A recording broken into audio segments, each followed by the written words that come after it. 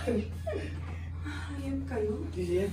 Ang kakapal ng mukha nyo! Hayop kang babae ka! Tama na! May bitawan mo siya! Tama yan! Sino? Ikaw! Walang hiya ka? Walang hiya ka? Ay, nabahay ka! Tama na! Anong gagawin mo sa akin? Ang kapal ng mukha mo! Ano ba yan? Tama na! Tita! Munti kayo! Sinasaktan niya ako! Kapal ng mukha mo talaga, eh, no? Ikaw na kayo karila! Sinasaktan ako talaga! Bakit kailangan mo malaki? Wala kang karapatan na saktan siya! Anak siya ng kasosyo namin sa negosyo! Mayaman sila at hindi katulad mo! Wala akong pagkalat kahit anak pa siya ni Satanas!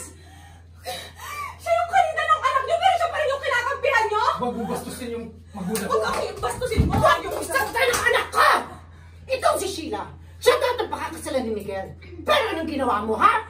Pinikot mo anak namin. Tapos ngayon kung magsalita ka, akala mo kung sino ka. Hoy! Palamunin ka lang dito!